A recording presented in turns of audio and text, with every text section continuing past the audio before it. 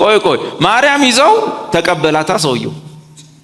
ምን ነው ቢሉ እዛው መለሰላት፣ አይኖቼ ማዳንህን አይተዋል።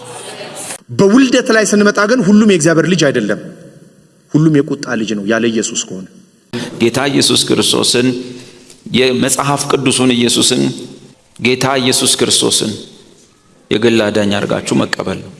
ኢየሱስን ከተቀበልክ በኋላ ሌላ ነገር ማሰብ አይቻልም።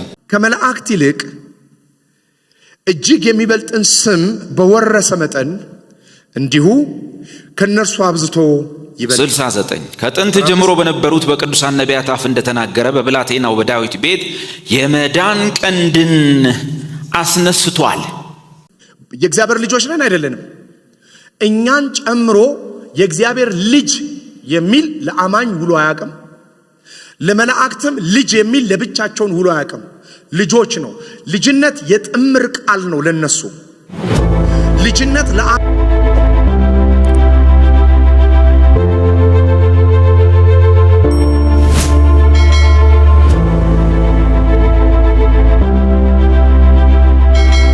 ተደላርለቁም፣ ጽና፣ በርታ፣ ግፋ፣ በጌታ ደስ ይበል። አለዛ በተሸነፈ ህይወት እና ከነሱ በሚገኝ እርዳታ ነው ዘመን የሚያልቀው ማለት ነው። ገጽ 492 ላይ ታገኛላችሁ። የዘላለማዊ ዋስትና ማረጋገጫና የእግዚአብሔር ቅዱሳን ጽናት ይላል። የዘላለማዊ ዋስትና ማረጋገጫና የእግዚአብሔር ቅዱሳን ጽናት። እንግዲህ በግል ማንበብ ካልተቻለ በጋራ እናንብብላችሁ። እናንብብ እስቲ። በክርስቲያኖች መካከል የሚነሳ አንደኛውና አከራካሪ የሆነው ርዕሰ ጉዳይ እውነተኛና ዳግም የተወለዱ አማኞች ደህንነታቸውን ይዘው ይቆያሉ ወይስ ያገኙትን የሚያጡበት ሁኔታ ይኖራል የሚለው ነው። ማንኛውም ክርስቲያን በአንድ ወቅት ክርስቶስን አምነው የተቀበሉና ኋላ ግን ይህን እምነታቸውን የተዉ ሰዎችን እንደዚህ አይነት ጥያቄ የሚጠይቅ ሰው ድሮ ክርስቲያን ነበሩ አሁን የተው ሰዎች አሉ። እነሱን እያሰበ የሚጠይቀው ጥያቄ። አብዛኞቹ አማኞች አንድ ጊዜ መልካም የክርስትና አካሄድ የነበራቸው ኋላ ላይ ደግሞ በኃጢአት ከመውደቃቸው የተነሳ ያንን የመልካም ሕይወት አናኗር የማይኖሩ ሰዎችን ደግሞ የሚያውቁ ክርስቲያኖች አሉ። እንትና እንደዚህ ነበር አሁን እንደዚህ ነው። ከዚህ የሕይወት ገጠመኝ የተነሳ ብዙ ሰዎች በአንድ ወቅት ድነው ይዘውት የነበረው ሕይወት በሌላ ጊዜ ከኃጢአታቸው የተነሳ ወይም በክርስቶስ ማመናቸውን ስለሚያቆሙ የተቀበሉትን ደህንነት ያጣሉ የሚለውን ሐሳብ መቀበሉ ቀላል ነው።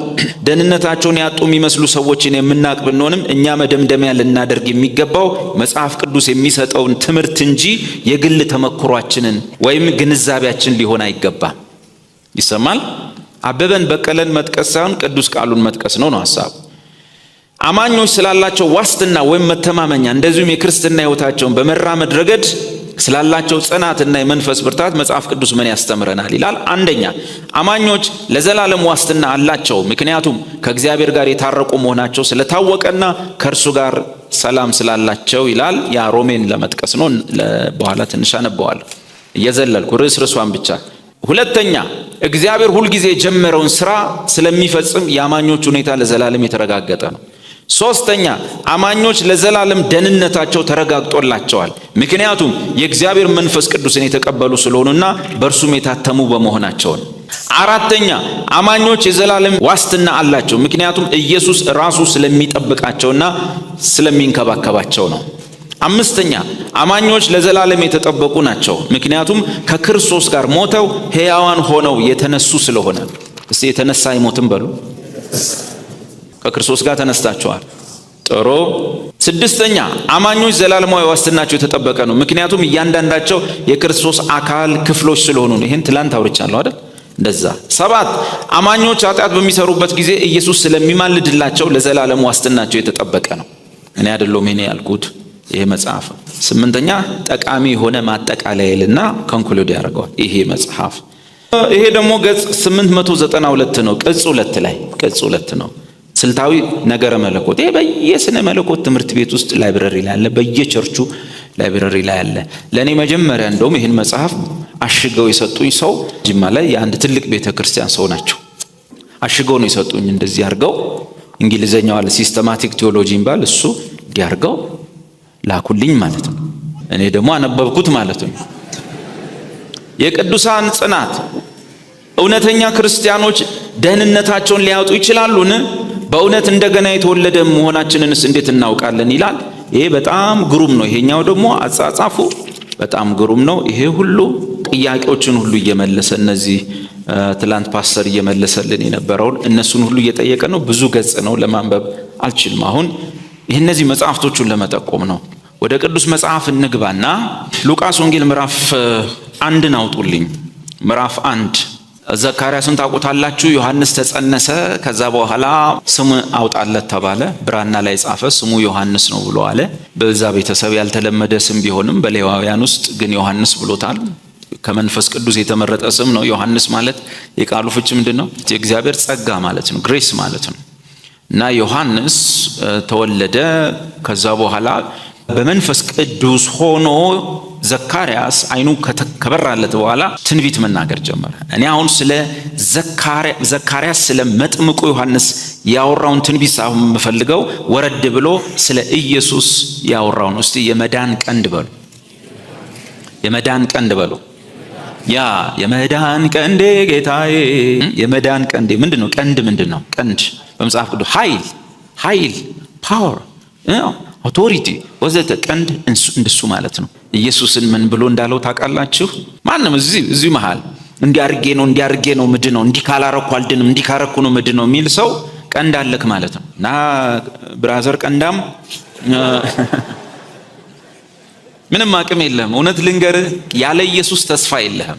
ያለ ኢየሱስ እኔ እዚህ የመጣሁት ኢየሱስን ላከብር ነው። ዛት ሚንስ አንተን ልክህን ልነገር ነው። እግዚአብሔር ኢየሱስን ብቻ አክብረው። እዚህ ቤት ማንም ሰው አይታይ። ሸፍነን እስከ ዛሬ ያቆየህን፣ የደገፍከን፣ በብዙ ነገር ውስጥ ስናልፍ ያበረታህን፣ አቅማችን፣ ጉልበታችን ስንፍገመገም የደገፍከን፣ ስንወድቅ ያረገጥከን፣ ያነሳህን የእግዚአብሔር ልጅ ኢየሱስ አንተ ብቻ ከፍ በል። የሰው ትምክት፣ የሰው ኃይል ሁሉ ይውደቅ። ያንተ ማዳን፣ ያንተ ጸጋ፣ ያንተ ምሕረት፣ ያንተ ሕይወት እርሱ የተገለጠ ይሁን። እግዚአብሔር ሆይ ኢየሱስን አክብረው። በዚህ ቤት ውስጥ ኢየሱስን ብቻ አክብረው። እኔነት በኢየሱስ ክርስቶስ ስም የተደበቀ ይሁን። እኔነት በኢየሱስ ስም የተሰበረ ይሁን። አሜን። ከዛ ምዕራፍ 1 ላይ እንደዚህ ይላል። ቁጥር 67 ማንበብ ይቻላል። አባቱ ዘካርያስም መንፈስ ቅዱስን ሞላበትና ትንቢት ተናገረ፣ እንዲህ አለ።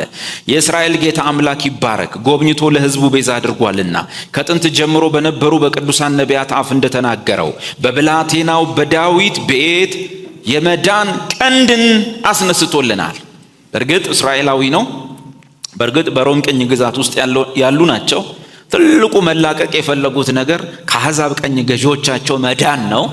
ግን ለኛ ከዛ የሚያልፍ መዳን ስለተፈጸመ በዛ አቅጣጫ እንድትሰሙኝ ብዬ ነው። ዘካርያስ እያወራ ያለው መዳን ቀንድ የሚልበት ምክንያት ዋነኛነት አምልኮተ እግዚአብሔርን በአግባቡ እንዳይፈጽሙ፣ ከእንደገና በአሕዛብ ምድራቸው ተረግጣ፣ በቤተ መቅደሱ ስራና በአገልግሎቱ ፖለቲካው እየገባ፣ በቀኝ ግዛት ውስጥ ሆነው መሲህ ጠፍቶ፣ በዳዊት ዙፋን ላይ ንጉሥ ጠፍቶ፣ እንደዚህ ባሉበት ሁኔታ ስለሆነ ያለው ኢየሱስን የጠበቁት ከዛ አቅጣጫ ብቻ ነው።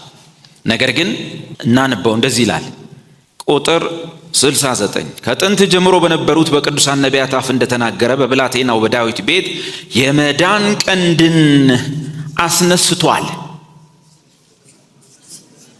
እዚህ ቤት እንዲህ የለም አላልኩ? ዝም ብሎ አዎ የለም፣ ፊደል በፊደል ነው፣ ቁጥር በቁጥር ነው። የመዳን ቀንድን ምን ማለት ነው? አስነስቶልናል ማለት ምን ማለት ነው? አስነስቷል ቢል ለአንተ ይሁን ለማን እንደሆነ አይታወቅም። አስነስቷል ኦኬ፣ ግን አስነስቶልናል ምን ማለት ነው? ኢየሱስ ክርስቶስ አባት ይርዳኝ። ኢየሱስ ክርስቶስ ቃል ስጋ ከሆነበት ጊዜ ጀምሮ የሚያደርገው የሚሆነው የሚሰራው ነገር አንዱም ለሱ አይደለም። እስቲ ወክሎኝ ነው በሉ። ቃል ስጋ ሆነ። ለምን ሆነ? ምድርን መጎብኘት አምሮት እንደው እስኪ ዓለም ምን ትመስላለች ብሎ ነው። ለመጣ ቃል ለምን ሰው ሆነ? ቃል ለምን ስጋ ሆነ? አቤት! እግዚአብሔር ካንቺ በግል የሚፈልጋቸው ነገሮች አሉ። እነሱን አንዳቸውንም አንተ ላይ አላገኘም፣ አንቺ ላይ አላገኘም። ስለዚህ ቃል ምን ሆነ? ሰው ሆነ። ቃል ስጋ ሆነ። በሰውነቱ ቃል ስጋ ከሆነበት ጊዜ ጀምሮ የሆናቸው የሚሆናቸው የሚያደርጋቸው ነገር አንዱም ለእርሱ አልተቆጠረም። አንዱም ሊያስቆጥር አልመጣም። እንዴት ነኝ እግዚአብሔር አባቴ ሄድኩልህ እኮ በመርከብ ላይ ምንድነው በታንኳ ላይ በባህር ላይ ሊል አልመጣም። ዳቦ አራባው እኮ ሊል አልመጣም። እያንዳንዷ የሚሰራ ቆይ ተው እስኪ ቆይ ሲጸነስ ጀምሩ ሕፃን ተወልዷል። አሜን አቤት። ሕፃን ተወልዷል፣ ወንድ ልጅም ተሰጥቷል። አይመጣም። እሱ ለአንተና ለኔ ነው። እኔ ስወለድ አንተ ስትወለድ ሕፃን ተወለደ ይባላል። ለምን? ለማንም ስላልተወለድክ። ምንም ስለ አታድነን አትገለን። ስለዚህ አንተ ጋር ሲሆን ምን ይሆናል? ሕፃን ተወልዷል። ለአንተ ነው። ለኢየሱስ እንደሱ አይደለም። ለኢሳይያስ ተወለደ ልትለው ይችላል። ለዳዊት ተወለደ፣ ለሙሴ ተወለደ፣ ለአብርሃም ተወለደ። ኢየሱስ ጋር ስትመጣ ሕፃን ተወልዶልናል ማለት የራስህ ነው የምታረገው፣ ያንተ ነው። ማርያም ይዛው ቆይ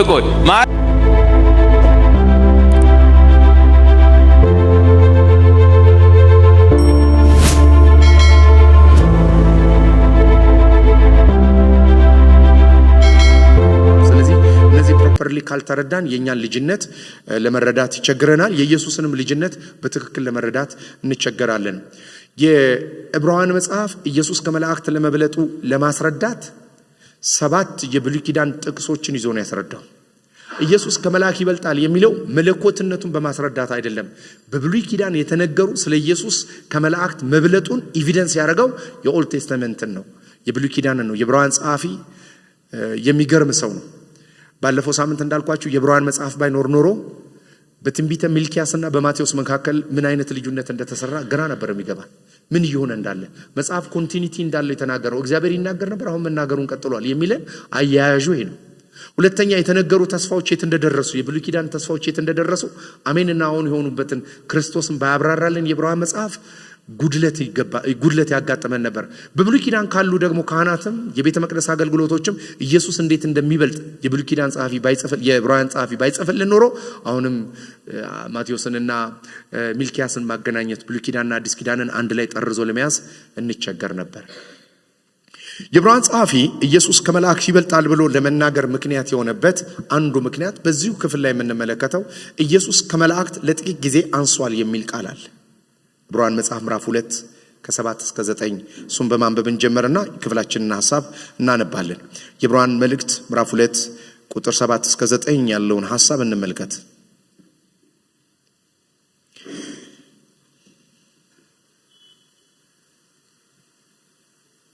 ከመላእክት ይልቅ በጥቂት አሳነስከው፣ የክብርና የምስጋና ዘውድ ጫንክለት፣ በእጆችም ሥራ ላይ ሾምከው፣ ሁሉን ከእግሩ በታች አስገዛለት ብሎ መሰከረ። ሁሉን ከእርሱ በታች ባስገዛ ጊዜ ያልተገዛለት ምንም አናይም። እንግዲህ የጌታችን የኢየሱስ ክርስቶስ ሰውነት ፍጹም ሰውነቱና ፍጹም መለኮትነቱ ነው እንግዲህ ትንሽ ሚክስድ የሆነ ምልከታ እንዲኖራቸው ያደረገው። በሰው መልክ ከታየ የሰው ልጆች ኢየሱስ ክርስቶስ መልአክ ከሰው ልጆች ይበልጣሉ። ምክንያቱም እግዚአብሔር በአፈጣጠር ደረጃ መልአክ ከሰዎች እንዲበልጡ አድርጎ ነው የፈጠራቸው። ስለዚህ ኢየሱስ ክርስቶስ በስብዕናው ሲመጣ ከመላእክት ያነሰ አድርገው የሚመለከቱ ሰዎች ስለነበሩ ከመላእክት ይበልጣል የሚል ምልከታ እንዲይዙ አደረገ። ሁለተኛ ኢየሱስ መልእክተኛ ሆኖ በመምጣቱ ከመላእክትም ላይበልጥ ካለፈም እኩል ነው ሊሆን የሚችለው ነው። የዕብራውያን ጸሐፊ ግን ያነሰም እኩልም አይደለም የሚበልጥ ነው የሚበልጥ ነው። ይህንን ነው እንግዲህ ለማስረዳት የዕብራውያን ጸሐፊ በምዕራፍ 1 ላይ ከቁጥር 4 ጀምሮ የምንመለከተው እንደሚል ቃል አለ። ከመላእክት ይልቅ እጅግ የሚበልጥን ስም በወረሰ መጠን እንዲሁ ከነርሱ አብዝቶ ይበልጣል። ቁጥር 5 ከመላእክት አንተ ልጄ ነህ፣ እኔ ዛሬ ወልጄሃለሁ፣ ደግሞ እኔ አባት ሆነዋለሁ፣ እርሱም ልጅ ይሆነኛል። እንግዲህ ከሰባቱ የማስረጃ ጥቅሶች ሁለቱ እነዚህ ናቸው። አንተ ልጄ ነህ፣ እኔ ዛሬ ወለድኩ መዝሙር 2:7። ሁለተኛ ሳሙኤል ላይ እግዚአብሔር ለሰለሞን በዳዊት አማካይነት የተናገረው ትንቢት፣ ይሄ ደግሞ ሁለተኛው ነው። እኔ አባት ሆነዋለሁ እርሱም ልጅ ይሆነኛል፣ ለሰለሞን የተነገረ ትንቢት ነው። እነዚህ ናቸው እንግዲህ ለንጽጽር የቀረቡት። መዝሙር 2:7 አንተ ልጄ ነህ እኔ ዛሬ ወልጄሃለሁ። አሁን ኢየሱስ አንዱ የሚበልጥበት እቺ ቃል ናት። ኢየሱስ አንተ ልጄ እኔ ዛሬ ወልጄሃለሁ፣ ይሄንን ቃል ለመላእክት ተጠቅሜ አላቅም ነው የሚለው እግዚአብሔር። ልጅነት የሚለው ቃል ልጅ ማለት ምን ማለት ነው ስንል ለሁሉም የሚሰራው አንድ ቃል ነው። ልጅ ማለት የአባት መገለጥ ነው። በሌላ አማርኛ አባት ሲገለጥ ነው ልጅነት። መጽሐፍ ቅዱስ ላይ ልጅነት የሚለውን ቃል ለመላእክት ውሏል። ኢዮብ መጽሐፍ ላይ እንደምንመለከተው ሌሎችም የመጽሐፍ ቅዱስ ክፍል ላይ ልጅነትን ተጠቅሟቸዋል። ለአዳም ልጅ የሚል ሉቃስ ላይ አለ። አንዳንድ ትምህርቶች አሉ። ሁሉም ሰዎች የእግዚአብሔር ልጆች ናቸው የሚል ትምህርት አለ። በእርግጥ ሁሉም የእግዚአብሔር ልጆች ናቸው በፍጥረት። በውልደት ላይ ስንመጣ ግን ሁሉም የእግዚአብሔር ልጅ አይደለም። ሁሉም የቁጣ ልጅ ነው ያለ ኢየሱስ ከሆነ። እናንተ ከአባታችሁ ከዲያብሎስ ነው ያላቸው የኪዳን ልጆች ናቸው። በኩሬን እስራኤልን ልቀቅ ተብሎ በግብጽ ምድር ላይ እግዚአብሔር የጠራው የተስፋና የኪዳን ሕዝብም ራሱ ወደ ድነት ሲመጣ አንዳንድ ቃላቶች እንዳግባባቸው ከሚተረጎሙ ቃላቶች የመጽሐፍ ቅዱስ አንዱ ልጅነት ነው። ልጅነት በከሳቴ ብርሃን አይተረጎምም። ልጅነት ከዘፍጥረት እስከ ራእይ በአንድ ቃል አይተረጎምም።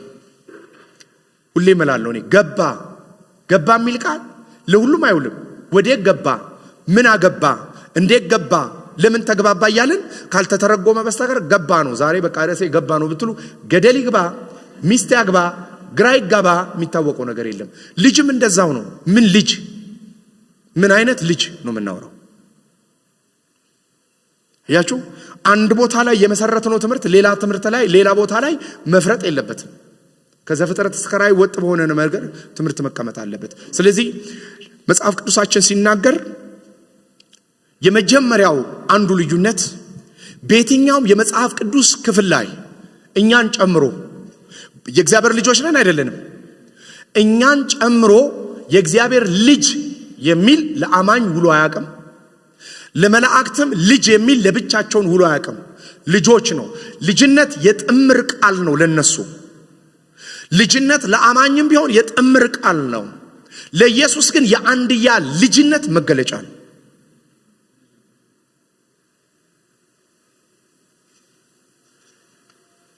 አንተ ልጄ ነህ የተባለው ለኢየሱስ ብቻ ነው ክፍሉ የሚለው። መዝሙር 2:7 በትንቢት የተነገረለት አንተ ልጄ ነህ እኔ ዛሬ ወለድኩ ያለው ለመላእክ አይደለም። አንተ ልጄ ነህ እኔ ዛሬ ወልጄሃለሁ ያለው ለእስራኤል አይደለም። አንተ ልጄ ነህ እኔ ዛሬ ወለድኩ ያለው ለአማኞች አይደለም። አንተ ልጄ የተባለው ለኢየሱስ ነው። ዘፍጥረት 6:2 ላይ ታያላችሁ። ኢዮብ 1:6 ላይ ታያላችሁ። መዝሙር 29:1 ላይ ትመለከታላችሁ። እነዚህ በሙሉ ያጥቢያ ኮከብ ብሎ ኢዮብ የሚናገራቸውን ጨምሮ እነዚህ ለመላእክት የተጻፉ የልጅነት ቋንቋዎች ናቸው። ለሁሉም ግን የተጠቀመው ቃል ልጆች በሚል ጥምር ስም ነው የተጠቀመው።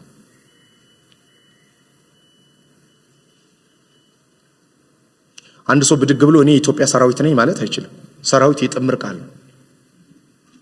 የወታደሮቻችን አጠቃላይ መጠሪያ ነው አይደል? ወታደሮቻችንን አጠቃላይ ስንጠራ ሰራዊት ብለን ነው የምንጠራቸው። በግል ስንጠራቸው ወታደር ናቸው። እነዚህ ወታደር ሰራዊት ተብለው ነው የሚጠሩት። ልጅነት በጥምር ስም ለኛ ሊሆን ይችላል። ወደ ግል ስናመጣው ግን ልጅነት ለኢየሱስ ብቻ ነው የሚለው። ብቻውን እሱ ነው የባህሪው ልጅ።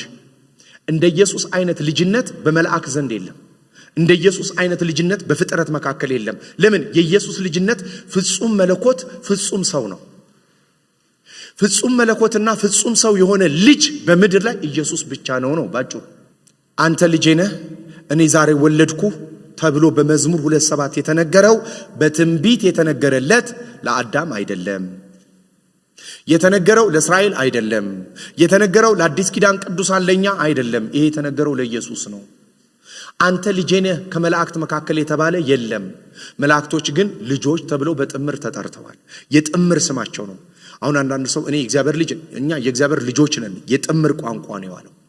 ለኢየሱስ ክርስቶስ ግን የእግዚአብሔር ልጅ ነው። ለምን? እሱ እውነተኛ የባህሪው ምሳሌ ነው። እሱ የክብሩ መንጸባረቅ ነው። እሱ ዓለማትን የፈጠረበት ነው። እሱ በስልጣን ቃል ደግሞ ፍጥረትን ሁሉ ደግፎ የያዘበት ነው። ስለዚህ የጌታችን የኢየሱስ ክርስቶስ ማንነትን በተመለከተ ዮሐንስ ወንጌል ምዕራፍ 1:4 ላይ ተመሳሳይ ሐሳብ ነው። ዮሐንስ ወንጌል ምዕራፍ 3:6 ላይ እግዚአብሔር ዓለምን ሁሉ ወዷል፣ ዓለምን ሁሉ እንዲያድን አንድያ ልጁን ሰጠ። አንድያ ልጁን። ይሄ የአንድያ ልጅ ትምህርት የምትመለከቱት እዚህ ላይ ነው። ስለዚህ ይሄ የልጅነቱ የአንድያ ልጅነት ማንነት ጅማሬ የሌለው ማንነት ነው። በጥንተ ዘላለም ውስጥ ያለ ልጅነት ነው።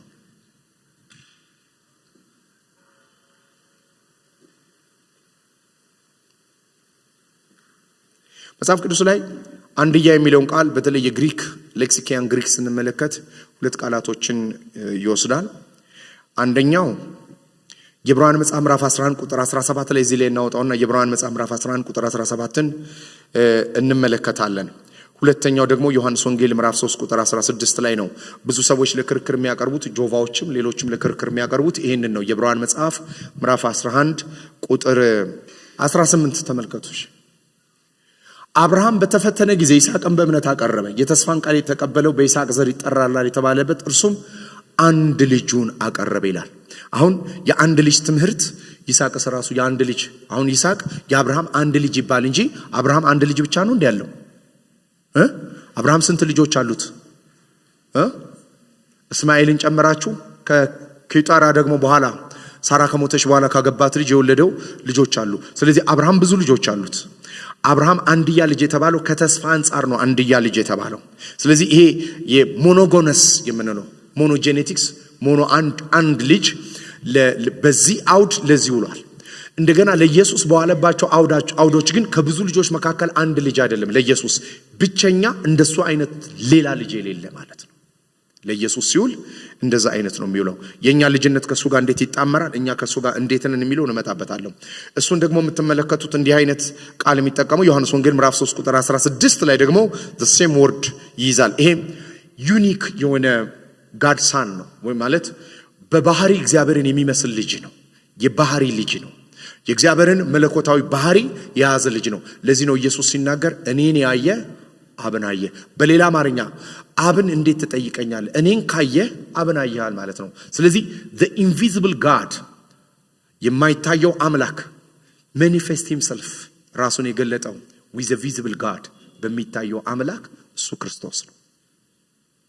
ኢንቪዚብሉን ቪዚብል ያደረገው በክርስቶስ በኩል ነው። ዮሐንስ ወንጌል ምዕራፍ 3 ቁጥር 16 ላይ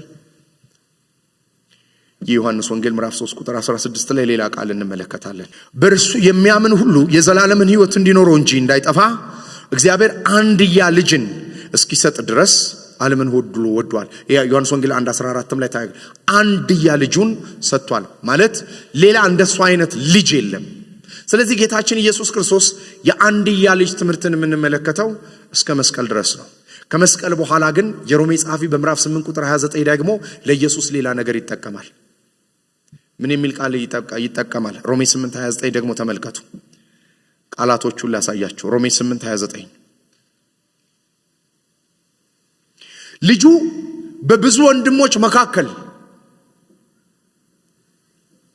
በኩር ይሆን ዘንድ ይሄ አንድያ ነው ያለን ነው። ወንድም የለውም፣ ዘመድ የለውም፣ ብቸኛ ነው ያልነው ልጅ ከሙታን ሲነሳ በብዙ ወንድሞች መካከል በኩር ሆነ። ከሙታን ሲነሳ እንደሆነ በምን አወቀን? ይሄው የዕብራውያን ጸሐፊ ይሄንን ስለሚነግረን ተመልከቱ። ዕብራውያን ላይ ልውሰዳችሁ።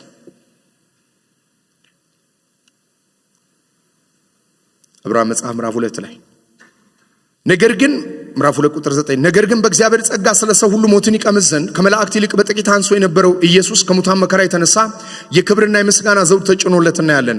ብዙ ልጆችን ወደ ክብር ሲያመጣ የመዳናቸውን ራስ በመከራ ይፈጽም ዘንድ ከእርሱ የተነሳ ሁሉ በእርሱ ስለሆነ ከእርሱ ተገብቷልና የሚቀደሰውና የሚቀድሱት ሁሉ አንድ ናቸው። ስለዚህም ምክንያት ስምህን ለወንድሞቼ እነግራለሁ፣ በማህበር መካከል በዜማ አመሰግናለሁ። ደግሞ እኔ በእርሱ እታመናለሁ። ደግሞም እነሆኝ እኔ እግዚአብሔር የሰጠኝ ልጆች ሲል ወንድሞቼ ብሎ ሊጠራ አፍረም።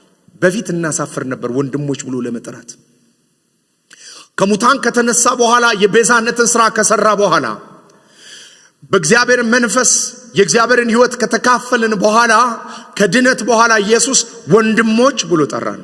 ኢየሱስ ወንድሞች ቢለንም የጌታችን የኢየሱስ ክርስቶስ የአንድያ ሕይወት ግን በፍጹም ሰውነትና በፍጹም መለኮትነት ጅማሬ በሌለው ማንነት ስለሆነ እምንመስለው ከሙታን የተነሳውን የበኩር ልጅ ማንነትና ልጅነት እንጂ የአንድያ ልጅን ማንነት አይደለም። እኛ ጌታን ስናገኝ ፍጹም ሰው ፍጹም አምላክ አልሆንም። ኢየሱስ ግን ለዘላለም ፍጹም ሰው ፍጹም አምላክ ሆኖ ቀጥሏል ከትንሣኤም በኋላ። የኢየሱስ ልጅነት ጅማሬ የሌለው ልጅነት ነው። የኔና እናንተ ግን ተወልደን የምንገባበት ልጅነት ነው። ስምህን ለወንድሞቼ እነግራለሁ ከቤዛነት ስራ በኋላ የመጣ ስራ እንደሆነ እንመለከታለን። የጌታ ስም ብሩክ ይሁን። ዕብራውያን መጽሐፍ ምዕራፍ 1 ቁጥር አንተ ልጄ ነህ እኔ ዛሬ ወለድኩ የሚለው